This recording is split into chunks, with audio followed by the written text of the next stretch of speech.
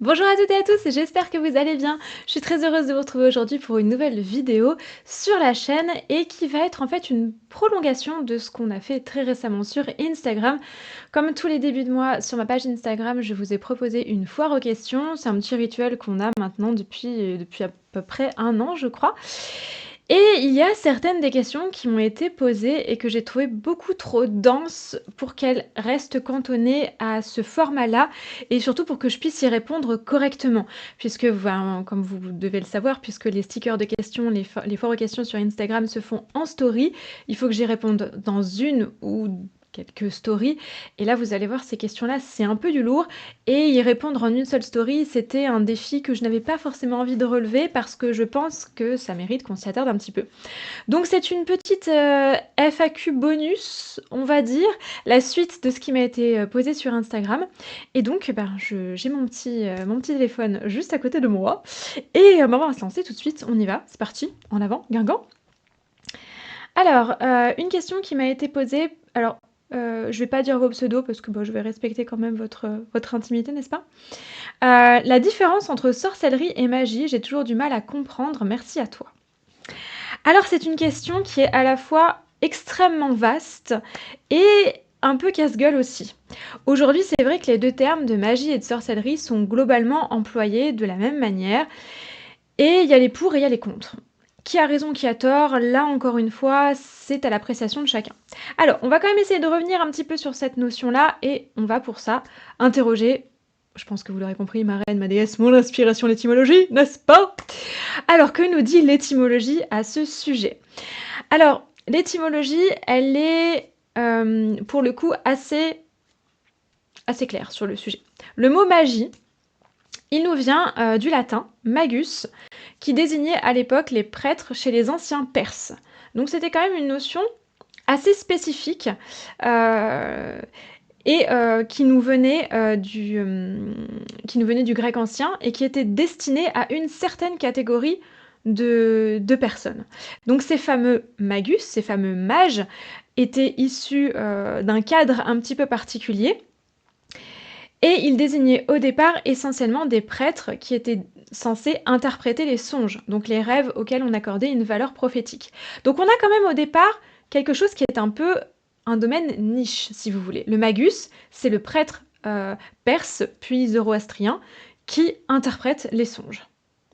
Ce terme ensuite, il s'est élargi un peu plus tard pour finalement s'étendre à toute une sorte de catégorie de personnes qui pratiquaient une forme d'abord d'augure, puis de prophétie, puis de pratique occulte. Et ça a donné le terme de magie, qui est tout simplement l'art des mages. La magie, c'est l'art des mages. J'ai mon chat qui est en train de jouer avec un sac en papier. Ça va faire du bruit, j'en suis navrée. Alors que le terme de sorcellerie, lui, il est beaucoup plus tardif puisqu'il ne nous vient pas du latin, mais il nous vient du latin médiéval, donc plusieurs siècles plus tard. Il faut donc savoir que dans l'Antiquité, le terme sorcier n'existait pas. On avait le terme de mage, on avait le terme de prêtre, on avait différents termes pour parler des personnes qui pratiquaient certains arts occultes, mais le terme de sorcier, lui, il est apparu beaucoup plus tard. Il est apparu aux environs, les premières occurrences de ce terme, elles datent des environs de l'an 860, à peu près. Donc c'est tard, on est d'accord. Donc ça vient donc du latin tardif, sortiarus, qui voulait dire littéralement le diseur de sort, celui qui disait le sort.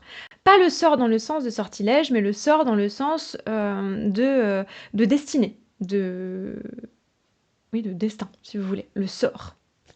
Quand on dit le sort s'acharne, on ne parle pas d'un sortilège qui s'acharne sur quelqu'un, mais bien du destin qui vient s'acharner sur lui. Donc le diseur de sort avait une vocation donc prophétique, celui qui allait lire littéralement le destin des personnes qui venaient le consulter. Ça nous vient du mot sortis, qui désigne donc le sort, qui lui est du latin, effectivement, et qui a donc dérivé au début de l'ère médiévale en sortiarus, donc le sorcier, celui qui va lire le sort. Jusqu'à la fin du XVe siècle, c'est un terme qui a eu une vocation, là encore, essentiellement prophétique. Et on a eu en fait, pas mal de mots différents pour englober des choses qui étaient relativement mal définies. Donc on connaissait le devin, on connaissait l'enchanteur, on connaissait le charmeur, l'ensorceleur, le sorcier, le mage, qui avaient tous des caractères un petit peu distinctifs. Chacun était en gros cantonné à un genre de magie particulier qui était défini un petit peu différemment en fonction des époques et en fonction des civilisations en question. Du coup, on a des termes qui sont devenus relativement flous et qui ont fini par se mélanger les uns aux autres. Au cours du siècle suivant, donc au cours du XVIe siècle, on a vraiment une définition beaucoup plus claire de la magie qui s'opère, notamment par rapport à sa pratique hérétique. Hein, donc, dans la définition, je vous rappelle qu'on est en pleine période de la chasse aux sorcières, hein, 15e, 16e siècle.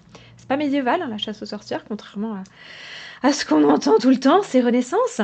Donc on a une élaboration du terme de magie qui va plutôt se placer dans un domaine diabolique. Donc les mages, les magiciens, les sorciers, les sorcières, les devins, les charmeurs, etc., ce sont ceux qui font commerce avec le diable pour obtenir un certain nombre de pouvoirs. Et donc, derrière tous ces mots, on se retrouve avec seulement les pratiquants maléfiques qui sont catégorisés derrière, ceux qui participent au sabbat et qui vendent leur âme au diable. Donc, on a une notion qui a dérivé de plus en plus vers une notion péjorative. Le terme de sorcellerie, bien sûr, découle de ce terme de sorcier. Hein. La sorcellerie, c'est littéralement la pratique du sorcier, qui au départ s'écrivait donc sorcerie. On a des traces de ce terme. Alors c'est un terme qui est encore plus tardif, puisque là on est en 1440 à peu près. Et on se retrouve avec donc un terme en fait qui est issu par un petit dérivé sémantique de sorcerie qui a donné sorcellerie plus tard. Donc on a des termes qui sont relativement différents. Aujourd'hui, généralement, on va faire une distinction entre magie et sorcellerie qui n'a plus grand-chose à voir avec tout ça. Vous allez me dire du coup pourquoi elle nous a raconté tout ça? Bah, c'était pour tenir 7 minutes 18 les enfants. Pas du tout. Non, l'idée en fait, c'est aujourd'hui, on a plutôt une idée de magie pour tout ce qui va toucher à la magie cérémonielle, donc les pratiques dites de haute magie, donc tout ce qui va avoir trait à la goétie, à la théogonie, à toutes ces pratiques-là, les pratiques invocatoires qui travaillent avec les entités, qui travaillent avec les déités, avec les anges pour celles et ceux qui y croient, etc., etc. Et la sorcellerie qui va plutôt avoir un côté pas péjoratif, mais ça dépend des notions. Il y en a certaines qui sont un petit peu plus péjoratives, mais qui va avoir plutôt une connotation vers la basse magie, ce qu'on appelle donc la magie traditionnelle de base, si vous voulez, qui est inspirée des pratiques des campagnes et qui, elle, ne fait pas forcément appel à des entités supérieures, à des divinités, à des démons, des anges, tout ce que vous voulez, mais qui fait plutôt appel aux forces naturelles, aux ingrédients qu'on a autour de soi et à quelque chose de beaucoup plus tangible. Donc aujourd'hui, ces deux termes sont globalement employés indifféremment l'un comme l'autre puisqu'on fait relativement peu de distinction de nos jours entre la haute et la basse magie, entre la magie cérémonielle et la magie traditionnelle. Cela étant dit, généralement, au XXIe siècle, magie va plutôt avoir trait aux pratiques de haute magie, alors que sorcellerie plutôt à la magie traditionnelle, à la basse magie. Voilà. Mais là encore, chacun voit midi à sa porte, et surtout quand il est 14h. Bref, deuxième question. Il n'y en a que 3, mais vous allez voir qu'elles sont quand même un petit peu denses. Alors celle-ci, c'est une question un peu délicate, un peu polémique. Je sens un petit peu de... C'est intéressant, bref. Alors, pourquoi un rituel magique serait plus vrai que par exemple les heures miroirs ou bien les totems? Alors, je crache très régulièrement sur les heures miroirs et les totems, vous le savez. Alors, pas pour les mêmes raisons. Je crache sur les heures miroirs parce que pour moi, c'est quelque chose qui fait partie du New Age et à laquelle c'est une chose à laquelle je n'accorde que très peu de crédit. Et la seconde, parce que c'est de l'appropriation culturelle. Ça, j'en ai déjà parlé, on va pas revenir là-dessus. Mais voilà, je suis un petit peu frileuse avec ce genre de choses. Donc je ne discute pas du tout de la véracité des totems. Seulement, cette véracité, pour moi, elle a trait à une culture, qui est la culture native américaine, et on ne devrait pas la sortir de là. Voilà, tout simplement. Donc les totems, on va le mettre de côté, Par contre, ce qui m'intéresse plus dans cette question, enfin ce qui m'intéresse plus, non pas que le reste m'intéresse pas, mais ce que je trouve, pertinent et ce que je voudrais développer, c'est l'aspect, donc ce que tu me dis quand tu me demandes pourquoi un rituel magique serait plus vrai que les heures miroirs. Parce que c'est vrai que pour les 2, on est a priori dans le domaine de la croyance. A priori. Alors en fait là, il faut faire une énorme distinction qui me paraît fondamentale quand on s'intéresse de près ou de loin à l'ésotérisme et à l'occulte, entre la croyance et la superstition. La superstition, c'est quelque chose qui ne se fonde pas forcément sur quelque chose, de tangible et de compris. C'est-à-dire que la superstition, on peut tout à fait ne pas du tout en comprendre le sens et tomber dedans. Si par exemple vous ne passez pas sous une échelle, parce que ça porte malheur ou que vous offrez un trèfle à 4 feuilles à quelqu'un, quand il a besoin d'un petit coup de chance parce que ça porte bonheur, mais que vous ne savez pas du tout d'où ça vient, c'est de la superstition. Si vous allumez une bougie, en récitant certains termes parce que vous avez, étudié certaines choses, que vous savez que c'est de la magie des bougies, que c'est quelque chose qui était employé, depuis l'Antiquité, que vous en avez des traces, que vous avez lu des choses, que vous savez que vous êtes en train d'allumer un réceptacle des 4 éléments, que vous travaillez sur une invocation, que vous savez être une déclaration d'intention suivie, d'une demande, d'une évocation, d'une invocation selon ce que vous souhaitez faire et d'une action de grâce, vous êtes dans la croyance parce que vous savez ce que vous faites. Et pour moi, ça, c'est quelque chose de fondamental et c'est ce qui va vraiment différencier la superstition d'un côté et la croyance de l'autre. On ne parle pas du tout de vérité là-dedans, hein. Je tiens à insister là-dessus. Pourquoi un rituel magique serait plus vrai? Non. Non. Aucun n'est plus vrai l'un que l'autre. C'est pas une question de véracité. Parce que, quel que soit le domaine dans lequel on soit, que ce soit la croyance ou la superstition, la vérité n'a absolument rien à faire là-dedans. Alors je sais que ça paraît inconcevable. Parce qu'on a tendance à catégoriser les choses en vrai et faux. En qui fonctionne pas. En blanc et noir. Là, on n'est pas du tout dans ces domaines-là. Quand on croit en quelque chose, on n'a absolument aucune preuve que la chose dans laquelle on croit est vraie. C'est un choix que l'on fait. On choisit de croire en quelque chose parce que ça nous parle, parce que ça résonne en nous, parce que c'est quelque chose qui nous rassure, parce que c'est quelque chose qui nous conforte dans un certain sentiment, parce que c'est quelque chose qui nous met à l'aise, parce que c'est quelque chose qui va nous apporter de la force, qui va nous apporter de la consolation. Bref, c'est quelque chose qui va nous remplir et qui va nous aider à nous sentir à notre place, à nous sentir bien dans ce qu'on fait. Ça peut être multiple. Ça peut être des croyances religieuses, ça peut être tout simplement le fait de croire en soi. Vraiment, la croyance, c'est quelque chose de très large, qu'on peut aussi appeler la foi. C'est quelque chose dans lequel on va mettre son cœur, sa conviction et ses intentions et sa sincérité. La superstition, en revanche, c'est quelque chose qu'on prend sans en connaître véritablement le fond et que l'on va croire par esprit de contagion, par esprit d'égrégore. C'est-à-dire que parce que quelqu'un nous a dit que ça portait malheur, parce que la tradition nous dit que ça porte malheur, on le fait et on le reproduit. C'est un acte qui est un petit peu inconscient et c'est un acte que l'on accomplit par mimétisme. Autant la croyance, c'est un acte de foi et c'est un acte individuel de réflexion, autant la superstition, c'est un acte de mimétisme. Et c'est pas du tout la même chose. Donc il n'est pas question de véracité, mais il est question de profondeur et de sincérité dans la démarche. C'est-à-dire qu'on va mettre énormément d'énergie dans la croyance, dans la foi, puisque c'est quelque chose dont on comprend un petit peu le processus, dont on a exploré les choses et qui nous a fait réfléchir avant d'en arriver là. On a choisi délibérément de croire en ça parce que ça nous apporte telle ou telle chose, parce que ça vient de telle ou telle chose. En revanche, pour ce qui est de la superstition, c'est quelque chose qui ne nous remplit pas forcément, c'est juste quelque chose qu'on reproduit sans vraiment se poser la question. C'est-à-dire que, et là je sens que je vais me prendre des patates pourries dans la tête, je le sais très bien, allez-y, jetez-en. Quand on reproduit un petit rituel qu'on a vu sur TikTok, quand quelqu'un nous dit mets toujours une pincée de sel, je dis n'importe quoi, hein, dans ton portefeuille pour avoir de l'argent, et qu'on ne sait absolument pas pourquoi on met du sel, ni ce que ça représente, ni ce que ça attire, mais qu'on se dit oh, je vais avoir de l'argent si je mets du sel dans mon portefeuille parce que cette personne l'a dit, c'est de la superstition, c'est pas de la magie.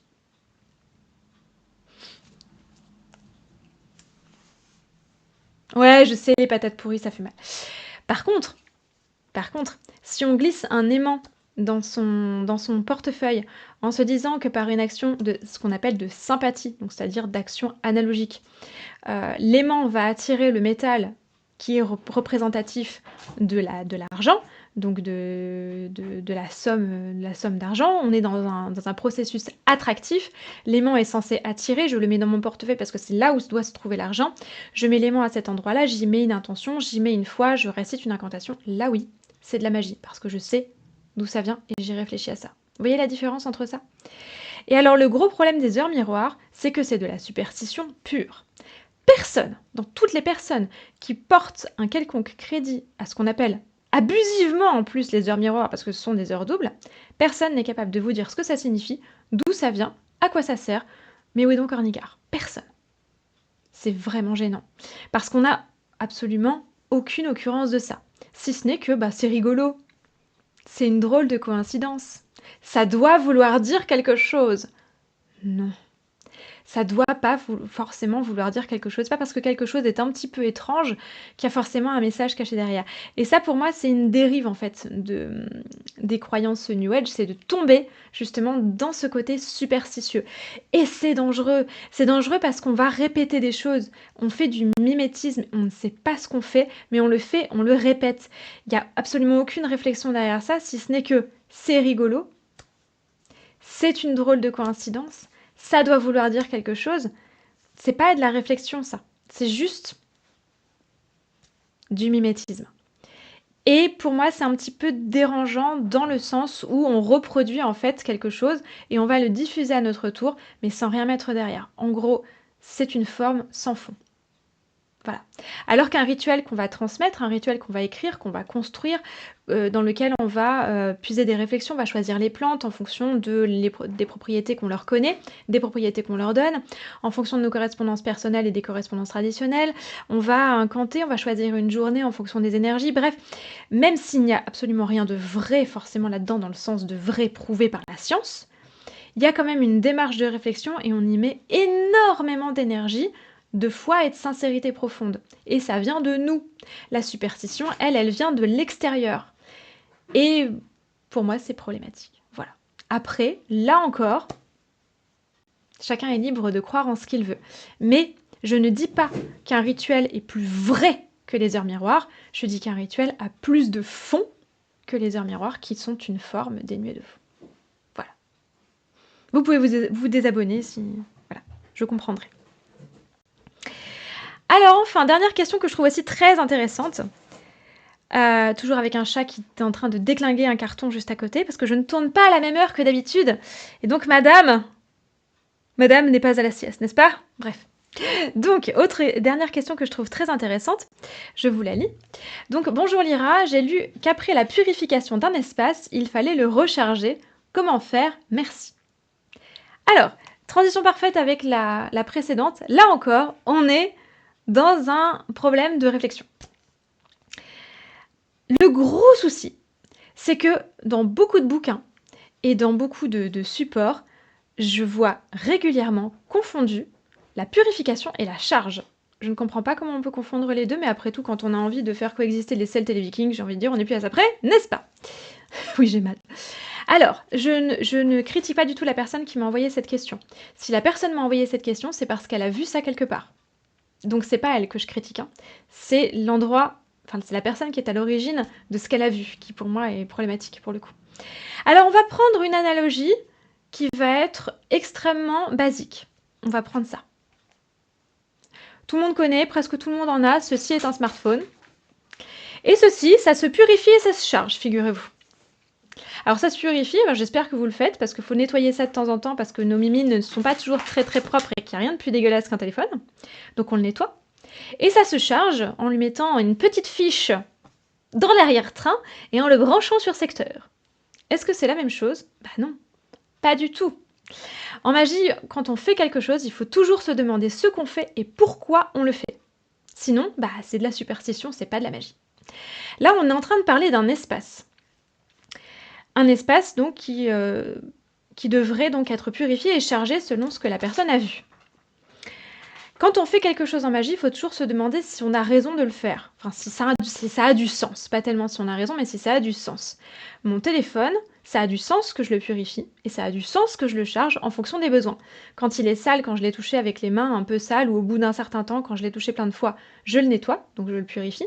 Puis quand sa batterie arrive au bout, je le charge. Par contre, si je le nettoie alors qu'il a plus de batterie, on est d'accord que ça va pas recharger sa batterie. Si je le charge alors qu'il est sale, on est d'accord que ça va pas le nettoyer. Jusque-là, vous me suivez, OK? Alors il faut se demander en magie, donc la purification c'est ça, je nettoie des saletés précédentes, donc que ce soit des scories, que ce soit des restes d'un sort précédent, de mauvaises, entre guillemets «mauvaises énergies», vous savez ce que j'en pense, mais des énergies qui sont perçues comme mauvaises ou, de diverses autres choses. On nettoie pour enlever des choses qu'on ne veut plus sur l'objet ou dans l'espace, pour faire place nette et se retrouver avec quelque chose d'énergétiquement propre. Est-ce qu'on a besoin de purifier tout? Eh ben, globalement, à peu près tout peut se purifier. Il y a des choses qui ont tendance à s'auto-purifier. Certaines pierres, par exemple, qui n'ont jamais vraiment besoin d'être nettoyées. Il y a des choses qui stockent relativement peu. Par exemple, ben, tout ce qui va être papier. Moi, personnellement, mon grimoire et mon livre des ombres, je ne les purifie jamais. Voilà, j'ai pas besoin. Parce que mais globalement, il y a beaucoup de choses qui ont besoin d'être nettoyées. Donc purifier des choses, ça fait partie d'un quotidien. Par contre, charger, qu'est-ce que c'est charger? Eh bien charger, c'est le processus inverse. Là où la purification, elle va enlever des choses pour nettoyer, la charge, elle va en ajouter. La charge, elle vise, exactement comme avec le téléphone, à mettre à l'intérieur d'un support une énergie qu'on va pouvoir réutiliser ensuite, soit pour faire fonctionner l'objet, comme dans le téléphone, soit pour s'en servir soi-même, comme une batterie externe par exemple qu'on va charger pour ensuite charger autre chose. Vous voyez ce que je veux dire? Donc là, il faut se poser la bonne question, c'est-à-dire en fonction de l'objet, se dire est-ce que ça a du sens de le charger? On va prendre un autre exemple. Une casserole. Est-ce que ça a du sens de purifier une casserole? Bah oui. Si ma casserole est sale, si j'ai fait cuire quelque chose dedans, bah faut nécessairement que je la nettoie avant de la ranger et de pouvoir refaire cuire quelque chose dedans. Est-ce que ça a du sens que je la charge? Bah non, puisque ma casserole, elle est incapable de stocker de l'énergie et surtout, elle en a pas besoin. Son rôle, c'est pas ça. Son rôle, ça va être eh ben de conduire une énergie qui sera celle de ma gazinière ou de ma plaque électrique, induction, ce que vous voulez, pour faire chauffer ce que je mets dedans. Mais la casserole en elle-même, j'ai pas besoin de la charger. Vous avez compris qu'en magie, le chaudron, du coup, par exemple, n'a absolument aucune nécessité d'être chargé. Autant ça a du sens que je le purifie, mais puisque c'est un vecteur, exactement comme ma casserole, c'est un conducteur, il n'y a absolument aucun sens à le charger. C'est un conducteur, c'est un fil électrique. Est-ce que vous chargez vos fils électriques, vous? Bah non. On fait passer des choses dedans qui peuvent elles-mêmes être chargées, mais il est inutile de charger le fil électrique, vous avez compris. Donc en magie, en fait, on se rend compte en réfléchissant à ça qu'il y a relativement pas tant de choses que ça qui ont besoin d'être chargées. On a certains cristaux, par exemple, qui peuvent être chargés, par exemple si on veut mettre de l'énergie dans un cristal, pour pouvoir en disposer ensuite, ou si on a utilisé de l'énergie d'un cristal et qu'on veut en remettre, parce qu'on en a enlevé, donc là on peut recharger les choses, effectivement. On va voir certaines amulettes, certains talismans qui vont avoir besoin d'être chargés, on peut aussi avoir besoin de charger certains outils de divination. Je pense notamment aux pendules, certains pendules, certains, pas tous, certains pendules peuvent être, peuvent être rechargés. Bref, on a quelques objets, quelques outils qui peuvent avoir besoin d'être chargés, mais globalement, pas tant que ça. Beaucoup moins qu'en purification. Et là, pour la question de l'espace, quand on réfléchit à ça, on se rend compte très très vite que charger un espace, ça n'a aucun sens. Aucun. Autant purifier un espace, ça a énormément de sens, puisque dans un espace, on passe, on brasse de l'air, on brasse de l'énergie, on va brasser des choses, on peut salir, on peut accumuler, on peut déplacer. Donc purifier un espace, il est clair que c'est quelque chose qui doit être fait assez régulièrement, exactement comme quand on fait le ménage physique. Par contre, vous mettez de l'énergie dans une pièce, vous? Vous chargez un endroit? Vous chargez un... Non. L'endroit, il est exactement comme la casserole, le fil électrique et le chaudron, bah, c'est un lieu de passage qui va pouvoir accueillir des choses qui sont elles-mêmes chargées, mais qui ne va pas se charger. Donc on n'a pas besoin de charger un espace. Donc posez-vous toujours bien ces questions avant de lire quelque part des âneries, parce qu'on en voit beaucoup. Très récemment, hein, je l'avais vu il y a 1 an ou 2, non l'année dernière je crois, dans l'agenda de... comment elle s'appelle? Silent Jill, qui mettait à toutes les pleines lunes, purifier mes pierres à la pleine lune pour les recharger. Là encore, si vous nettoyez ça, vous n'avez pas à avoir de batterie dessus. On purifie pas pour recharger, ça sert à rien. Soit on purifie, soit on recharge. Mais on fait pas les deux. Ce sont 2 choses qui sont complètement différentes.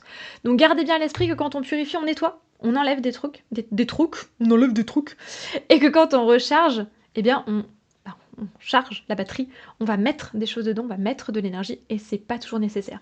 Autant la purification, elle peut souvent être nécessaire, dans la plupart des cas, à part quelques trucs qui sont auto-nettoyants, bah, c'est un petit peu comme le savon, si vous voulez, vous allez pas nettoyer votre savon, en théorie.